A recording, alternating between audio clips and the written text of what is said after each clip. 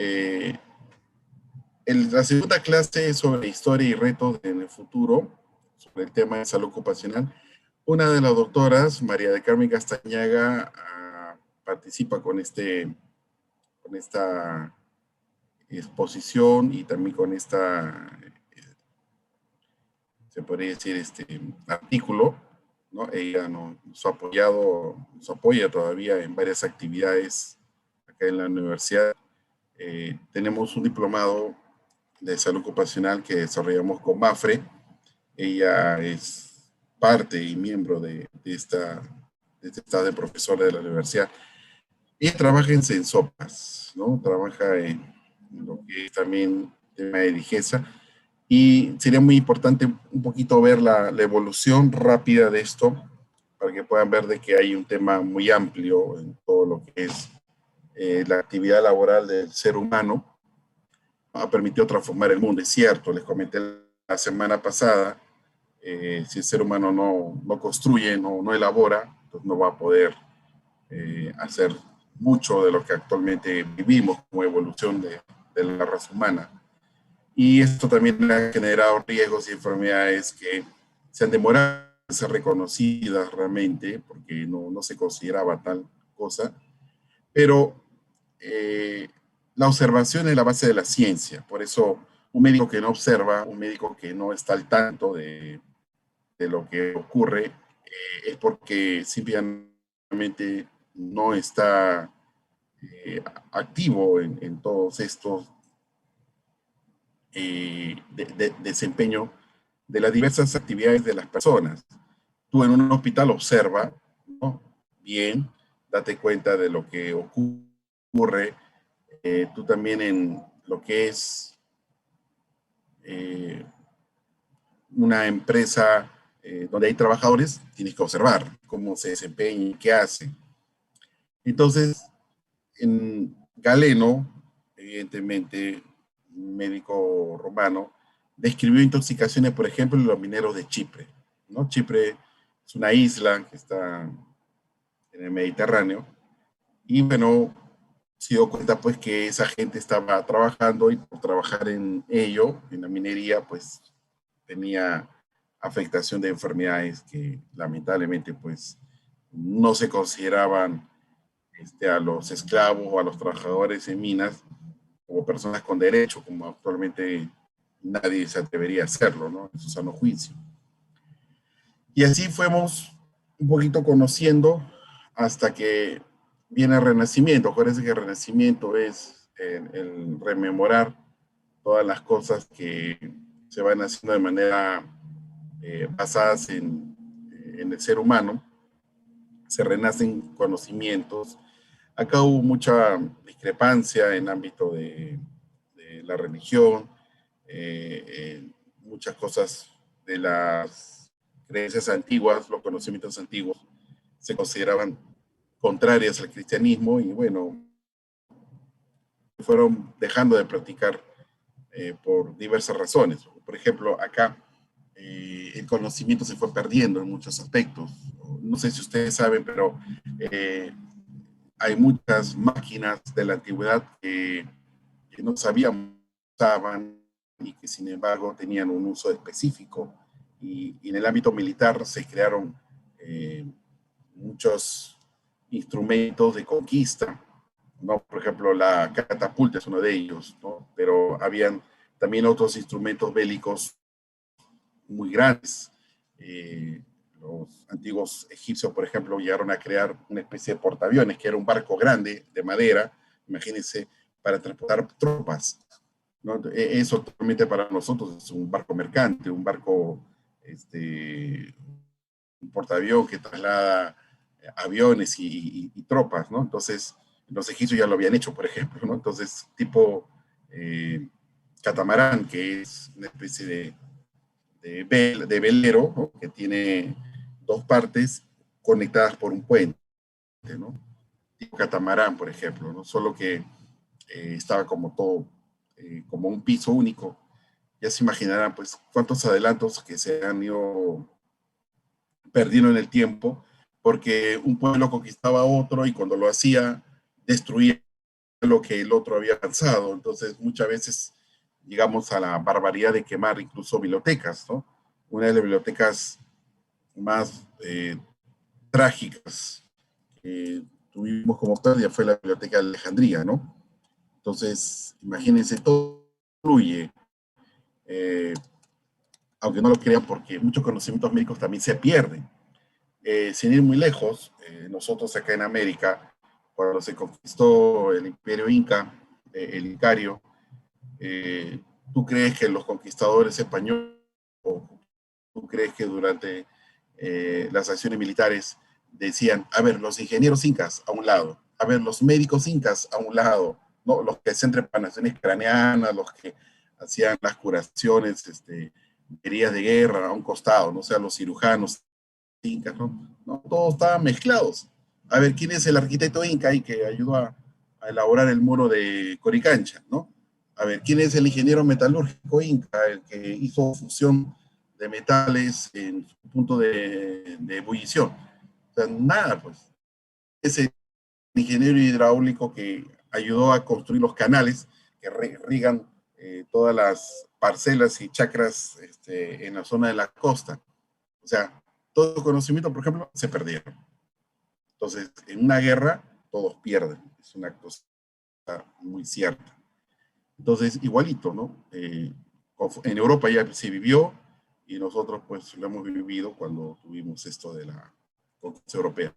Entonces, ¿por qué les hablo de esto? Porque esto hace ver de que los conocimientos en el Renacimiento europeo se comenzaron a revalorar y se comenzaron a decir, uy, nosotros tenemos conocimientos no de era cristiana, sino de anterior a la era cristiana, pero que eran válidos. O sea, no todo era malo. Entonces, este señor Giorgi Agrícola, por ejemplo, estamos hablando del siglo XIX, la primera división entre enfermedades laborales crónicas y agudas, ¿no? Entonces, como el médico, en base a la observación, en base a estar atento, se permite identificar y clasificar. Es que así se hace la ciencia médica. En base a la observación, en base a lo que nosotros vamos entendiendo y comprendiendo, y sobre todo conociendo su origen y conociendo todas sus características. Paracelso, Paracelso fue un señor muy interesante, es un alemán que era el prototipo del médico, ¿no? Dedicado, preocupado por sus pacientes, incluso en contra de su propio estado de salud. Él llegó a determinar que la medicina es medicina hasta cierta dosis. Si tú le aumentas más dosis, la medicina se convierte en veneno. Eso decía Paracelso, por ejemplo, ¿no? Theophrastus Paracelsus, ¿no? Y es verdad, ¿no? Sus principios farmacológicos y de farmacopea están vigentes hasta ahora, ¿no? Entonces, este, tú bien sabes, tú bien sabes que si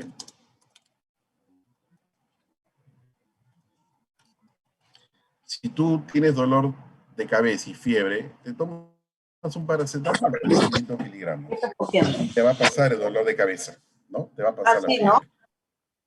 Pero, pero,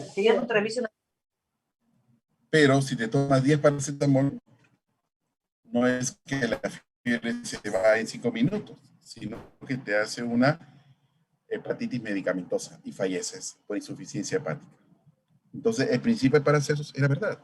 El ser humano es un ser biológico, un ser el cual debe tener la dosis exacta, porque si eso se aumenta, ya no estamos hablando de dosis, estamos hablando de un tóxico. Entonces, dio los principios básicos de la toxicidad para hacerse. Increíble, ¿no? Y escribió el primer tratado de enfermedades de los mineros, y en el siglo XVIII, prácticamente Bernardino Ramazzini, que les comenté, escribió el De Morbis Artrificum Diatriba, el discurso sobre las enfermedades de los trabajadores, y lo incorporamos a la salud ocupacional como rama de la salud pública, rama de la medicina, ¿no? Ya saben que salud ocupacional se refiere a todo texto de interactuar con otros profesionales velando por la seguridad laboral y la salud de los trabajadores. Desde entonces la salud ocupacional ha tenido un enorme desarrollo, ¿no? La revolución industrial, también les comenté la semana pasada, ¿no? Por ejemplo, este señor James Watt, ¿no? El que inventó la máquina de vapor. Increíble avance tecnológico, ¿no? Siglo XVIII en Inglaterra, ¿no?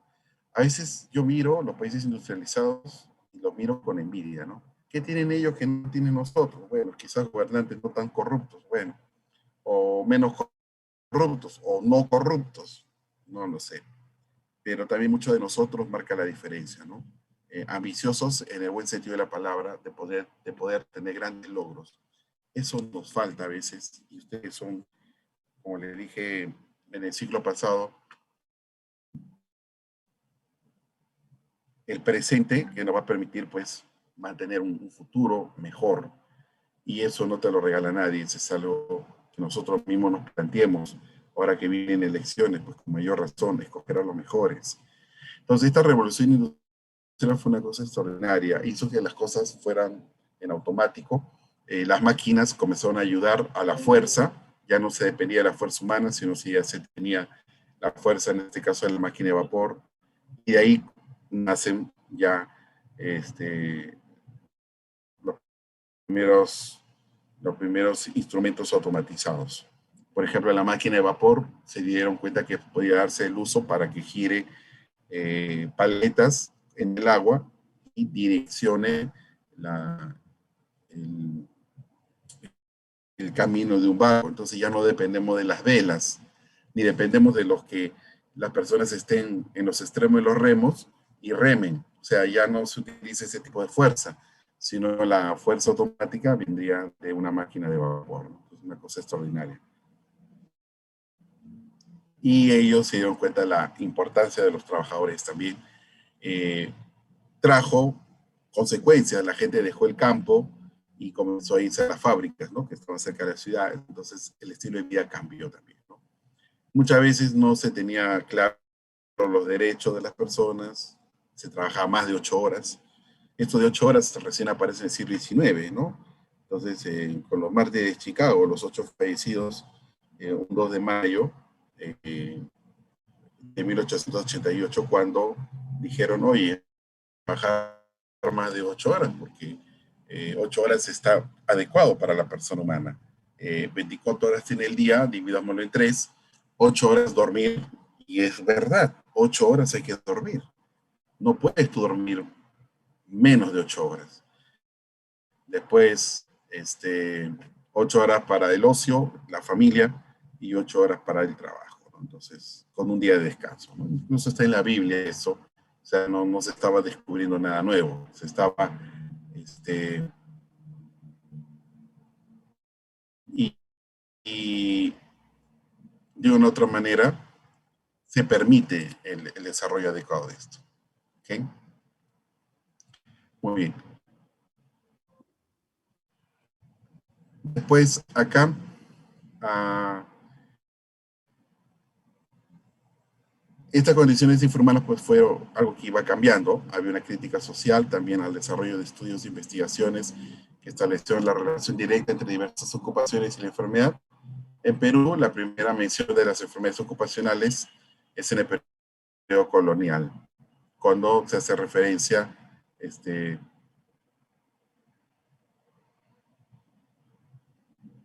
y a los indígenas obligados a traer las minas, ¿no? Entonces había intoxicaciones, encima alejado de su lugar de origen, pocos sobrevivían, es cierto.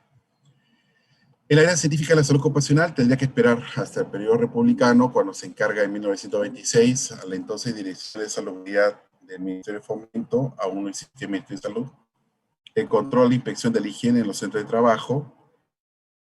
Ya miren, en el siglo XX, en 1957, se realizó el primer Seminario Nacional de Salud Ocupacional, y el director entonces, el doctor Frederick Wintiner, quien durante la inauguración del evento dijo: la salud ocupacional ha sido definida como la ciencia y el arte de preservar la salud mediante reconocimiento, evaluación y control de las causas del medio ambiente que originan las enfermedades de la industria. Es un axioma bien conocido que el trabajador enfermo es una carga para sí mismo, para la familia, para la comunidad y el país. El programa de salud ocupacional en el Perú ha sido desarrollado como un programa integral dirigido hacia la conservación y promoción de la salud del trabajador. Entonces, nos damos cuenta que el enfoque ya era multiprofesional, ¿no? Multisectorial, como se suele decir. Al final, voy a resolver algunas dudas que me están compartiendo en el chat, ¿ya? No se preocupen. Solamente quiero terminar esto, que lo revisen bien, porque esto es importante también, y voy a compartirles algunas cosas por el chat también, no se preocupen.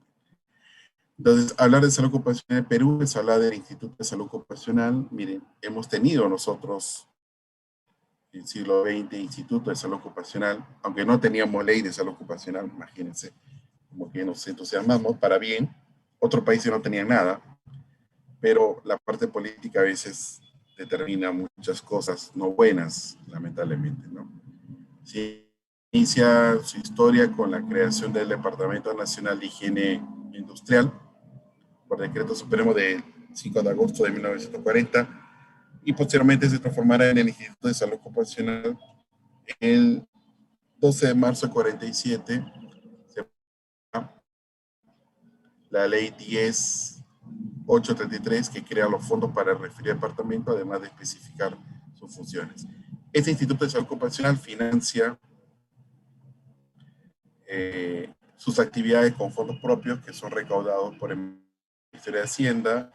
Se contribuye el 1.8% a las empresas mineras y Conexa. Este Instituto de Salud Ocupacional continuó desarrollando los objetivos fundamentales de contribuir a mantener, promover el estado físico, mental y social de los trabajadores en todos los campos de trabajo, prestando servicios de referencia en la minería. Sin embargo, también dentro de sus posibilidades a la industria manufacturera y a las actividades agropecuarias. Por ello, contó con un acervo documentario de apoyo a las diferentes disciplinas, tanto en español como en otros idiomas, ¿no? No se suele usar la palabra castellano. Acá habría que hacer un comentario. Normalmente a nivel internacional se habla el idioma español, ¿no? El idioma castellano no es usual. Y en otros idiomas también, inglés, alemán, francés, entre otros. A partir de 1963 queda sin efecto la contribución monetaria de la minería. Ahí el impulso no fue muy estricto y eso también no ayudó a que se desarrolle para nuevas generaciones. Ahora vamos a ver la evolución de esto. El instituto contó con un gran número de estudios evaluativos de salud ocupacional, estudios que correspondían a minas, fundiciones, fábricas de harina de pescado, de tejidos, de pinturas, de otras entidades industriales. ¿Ya? Por ello, el personal publicó artículos sobre temas de especialidad en los boletines y revistas del Instituto de Salud Ocupacional, entre otros. La revista se encuentra actualmente en la biblioteca del Centro de Salud Ocupacional y Protección del Ambiente del Instituto Nacional de Salud. En su género fueron las pocas y únicas en el país. Tuvieron una distribución nacional e internacional hasta 1956. A lo que les leo esto y a lo que ustedes lo pueden profundizar es que nosotros tuvimos algo de vanguardia en el siglo XX, en 1950. Esto es el Instituto Nacional de Salud Ocupacional y se perdió. Se perdió en la época de 1993, cambió, pasó a mano de varias entidades y terminó en un centro nacional. Un instituto, creo que les comenté en algún momento, es el más alto nivel de entidad a nivel de salud. Y cuando va bajando, mejor dicho, la idea es que no baje, sino se mantenga como instituto. Lo más bajo es, lo básico es una posta médica, ¿no? Un consultorio médico es lo más básico. Una posta médica tiene algunos servicios, otros consultorios, otras especialidades y laboratorios. Después viene el centro médico, ya tiene más especialidades, más, tiene incluso espacio para placas radiográficas y otros servicios más. Y después viene los policlínicos, que tienen ya mucho más especialidades, servicio de laboratorio establecido, otras especialidades, y también tiene lo que es archivo de historias clínicas y todo ello. Y después vienen las entidades, los policlínicos sin internamiento, y los policlínicos con internamiento. Un máximo de no más de 10 camas, ¿no? Por ejemplo. Entonces, y es un centro de referencia. Y de ahí se convierte en hospital, ¿no? Básico 1, ¿no? Y así van subiendo, hospital regional, y tiene más de 50 camas, y tiene más pabellones, y hace cirugías, y después viene Hospital Nacional. Por ejemplo, Hospital Nacional es el 2 de Mayo, Hospital Nacional es el Loaiza, Hospital Nacional es el Hospital María Auxiliadora, y cuando ya se va a especializar en una sola cosa, pero ya está el más alto nivel a nivel de investigación, a nivel de los profesionales más calificados, etcétera, se convierte en instituto. Eso es lo que quiero que sepan y se recuerden. Entonces, ahí tenemos, por ejemplo, el Instituto Nacional de Enfermedades Neurológicas, por ejemplo, ¿no? Conoce como Mogrovejo, Santo Toribio Mogrovejo. Instituto Nacional de Salud del Niño, por ejemplo, ¿no? Ya saben qué significa. Instituto Nacional de Enfermedades Neoplásicas, ya saben qué significa. O sea, si hablábamos de Instituto de Salud Ocupacional, esto fue un centro importante, fue el primer centro de entrenamiento de la especialidad para higienistas industriales en Latinoamérica. Miren qué prestigio se tuvo y después se perdió. Eso es lo que quiero que no olviden, que las cosas a veces por criterios políticos o por descuido a nivel profesional no se generan eh, recambios generacionales a nivel profesional o no se hacen verdaderas investigaciones que consoliden una institución, esto se degenera y desaparece. Eso pasa. No les vaya a pasar a ustedes. Por eso estamos aprendiendo que algo se puede quedar en el tiempo y que puede ir en regresión, no en avance. ¿Ok? Ya nos ha pasado. Y así ha pasado con muchas otras instituciones. Entonces, mucho cuidado con lo que hagamos, por favor. Yo sé que de acá van a salir futuros jefes, futuros, ¿por qué no decirlo?, responsables regionales de salud, hasta ministro o ministra. Nunca perdamos la brújula y aprendamos del pasado. Muchas generaciones no les gusta leer historia. Y no hablo de cosas áridas, estos son 2 páginas. Justo encontré un artículo de 2 páginas. O sea, no te estoy haciendo leer un capítulo de 20 hojas. Es solamente leer 2 páginas para que te des cuenta qué es lo que pasa cuando en el ámbito médico hay descuido. Esto ocurre. Y disculpe que sea tan directo y claro. Si ahora fue salud ocupacional, porque es mi especialidad. Pero así hay otras especialidades más. Por ejemplo, no hay institutos de enfermedades mentales. No hay. ¿Saben qué tenemos? A los que les guste la psiquiatría, unos hospitales tenebrosos y bastante quedados en el tiempo. Y no por culpa solamente de los médicos de esa especialidad, sino porque hay un tema político degradante que prefiere invertir en cosas que no son apropiadas y descuida como algo importante a su suerte, por decirlo menos, la salud mental. No sé si ustedes han dado un paseo por el hospital Víctor Larco Herrera, el hospital. Ese lugar no debería ser así. Ahí es un lugar que se ha quedado en el tiempo. No hay un avance. Y más o menos trata de paliar la situación con otros centros médicos como el Hospital Noguchi, el Hospital Herminio Valdizán. Pero para darte un ejemplo que no solamente estoy hablando de salud ocupacional, también ocurre con otras especialidades. Entonces, mucho cuidado con lo que hagamos. ¿Ok? Entonces, acá debemos ir a mejorar, a ir más lejos, no a quedarnos en el tiempo, y el descuido puede llegar a tal nivel que no solamente te has quedado en el tiempo, sino que retrocedes. Y eso no se permite en la ciencia médica, no al retroceso. Entonces, miren que hemos tenido en los años 50 un lugar a nivel latinoamericano de importancia y prestigio. Entonces, durante el entrenamiento impartido se ha buscado unificar criterios de esta disciplina, convencidos de la importancia que esta medida tiene para una efectiva solución de los problemas de salud ocasionados por la acción directa de los ambientes y saludes de trabajo.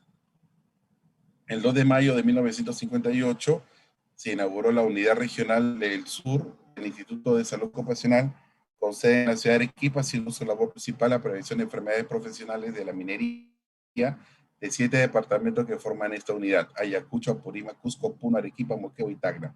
Posteriormente fueron inauguradas las unidades regionales de La Oroya y Trujillo. En enero de 1969, el Instituto de Salud Ocupacional es incorporado, acá empezó su degeneración, al Instituto Nacional de Salud. O sea, dos cosas totalmente diferentes las fusionaron.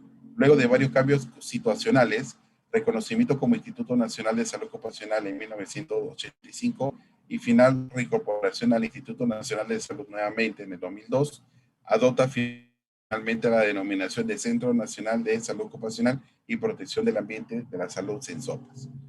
Esta es una cosa muy protocolar, pero en el fondo, si te lo digo como es, se regresó, hubo una regresión, porque si tú fusionas un instituto dentro de otro, este ahorita es el que tiene mayor peso, el Instituto Nacional de Salud. Entonces, no es normal ingresar un, un instituto dentro de otro.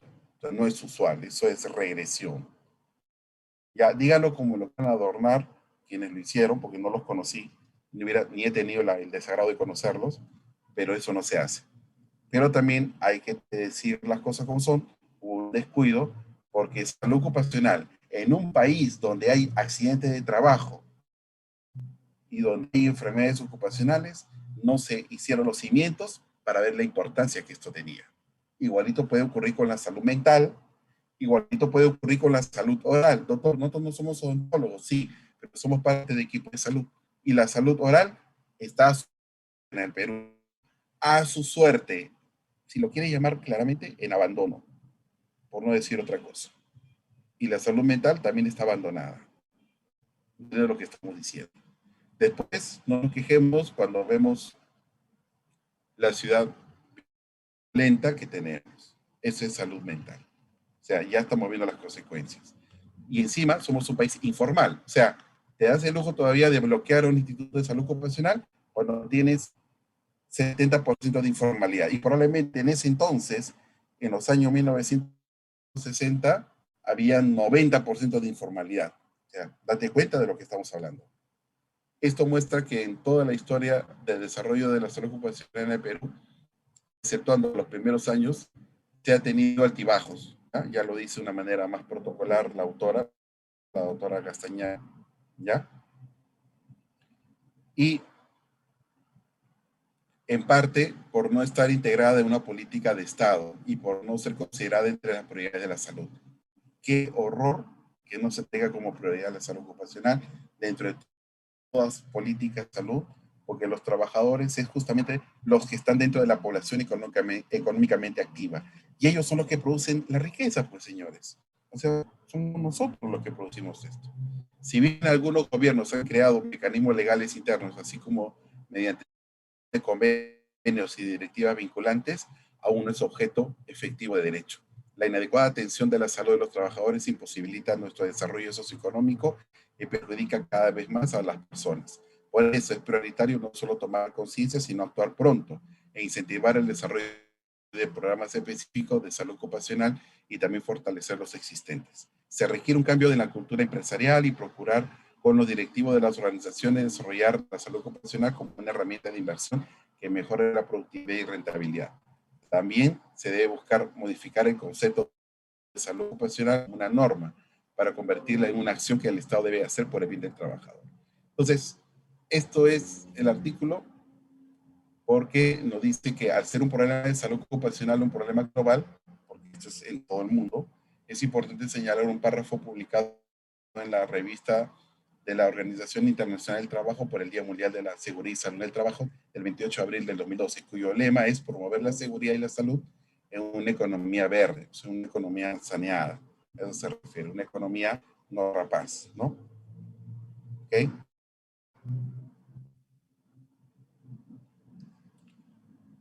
El siglo XXI se enfrenta a dos desafíos muy concretos. El primero es evitar el peligroso cambio climático y el deterioro de los recursos naturales que podrían socavar gravemente la calidad de vida de las generaciones presentes y futuras. El segundo es asegurar que el desarrollo sostenible se apoye en tres dimensiones fundamentales: el crecimiento económico, la equidad social y la protección del medio ambiente. La economía verde se ha convertido en un emblema de una economía y una sociedad más sostenibles, decididas a conservar el medio ambiente para las futuras generaciones y a garantizar a todas las personas y a todos los países unas condiciones más equitativas e incluyentes. Como consecuencia, el avance hacia una economía verde que cree empleos verdes y ecologice las industrias y los procesos de producción y los empleos actuales. Se ha convertido en un elemento clave para lograr un desarrollo social y económico medioambientalmente sostenible. En este contexto, la inclusión social, el desarrollo social y la protección del medio ambiente deberían estar estrechamente vinculados con unos lugares de trabajo más seguros y saludables y con el trabajo decente para todos. Para concluir, debemos mencionar que es evidente que en nuestro país el crecimiento económico sostenido, teniendo como soporte a la población laboral cuya salud debe ser vista como una necesidad para garantizar ese crecimiento, se requiere para ello la investigación y la generación de evidencia para la toma de decisiones de control y prevención de problemas en este campo. ¿Okay?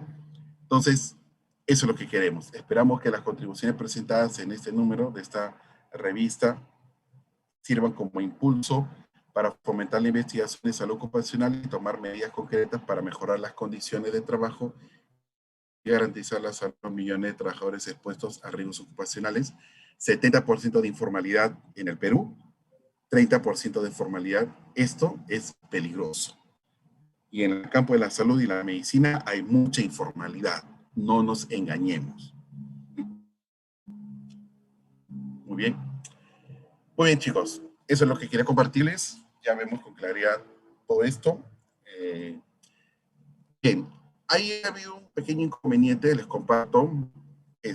Creo que a tiempo no se ha podido colocar las nuevas preguntas para que puedan desarrollar los cuestionarios. Yo voy a insistir si lo van a poder colocar a la brevedad posible, a más tardar el día de mañana. El día lunes no se concretó, pero parece que lo vamos a reprogramar. O sea, lo de la semana sesión 1 y sesión 2, vamos a ampliar los horarios para volver a ingresar. ¿Ya? O sea, voy a reprogramar esas preguntas y a partir de la semana 3 ya está todo normal.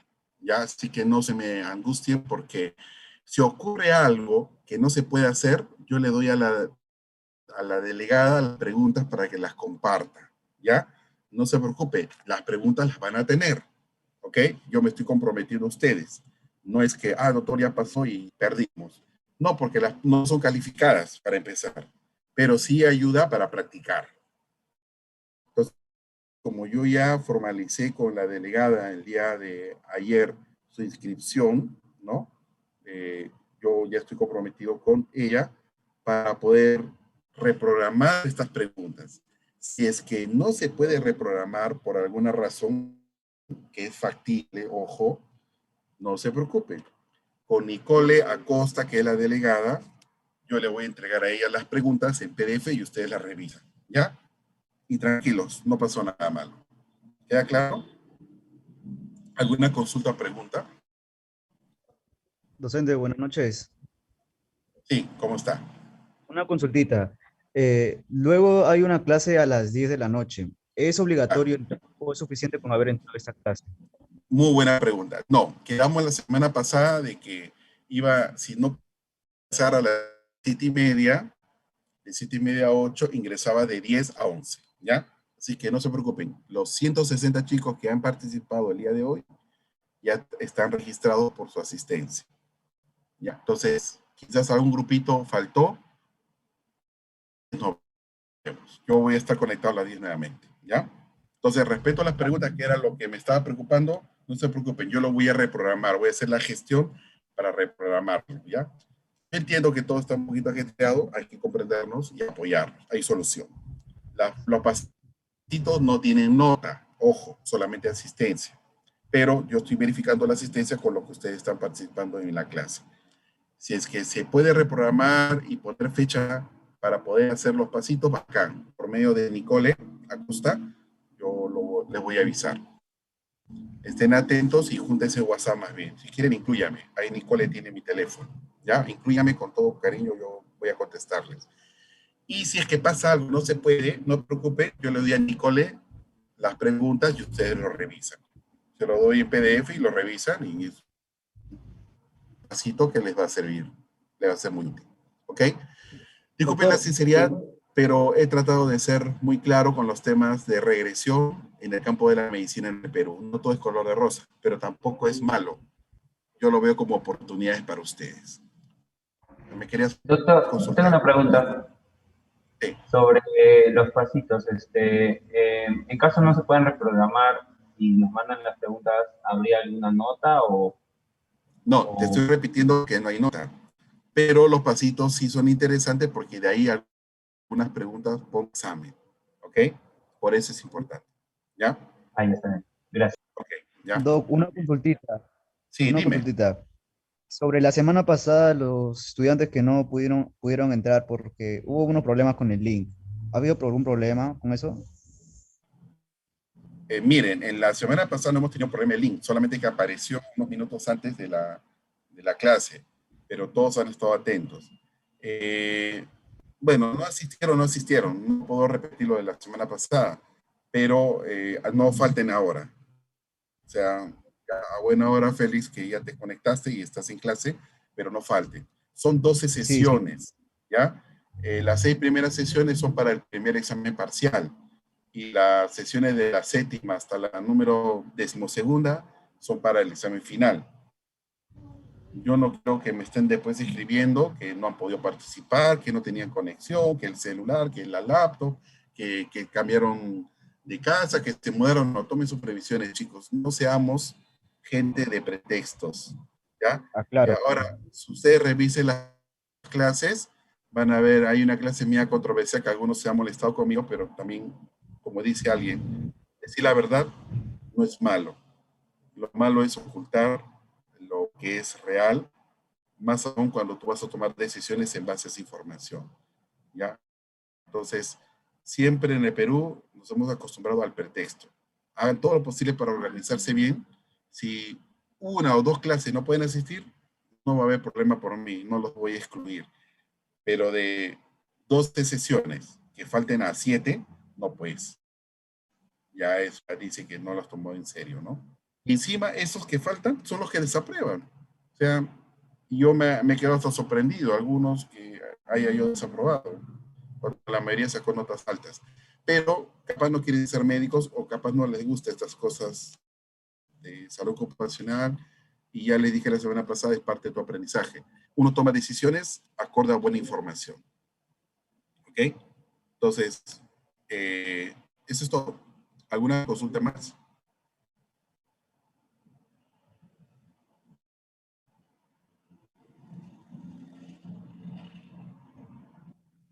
Bueno, ok. Entonces les agradezco mucho la participación. Bueno, hay que siempre los que sean cristianos o de cualquier otra religión, eh, católicos, cristianos, los que crean en Dios, sean de cualquier credo, siempre rezar por nuestros colegas médicos que fallecen por el COVID. Ya está siendo testigo en vivo y en directo lo que pasa cuando una política de salud no está bien. Y yo creo que hay muchas deficiencias porque no veo otro país que tenga tantos fallecidos en el personal médico y en la enfermería.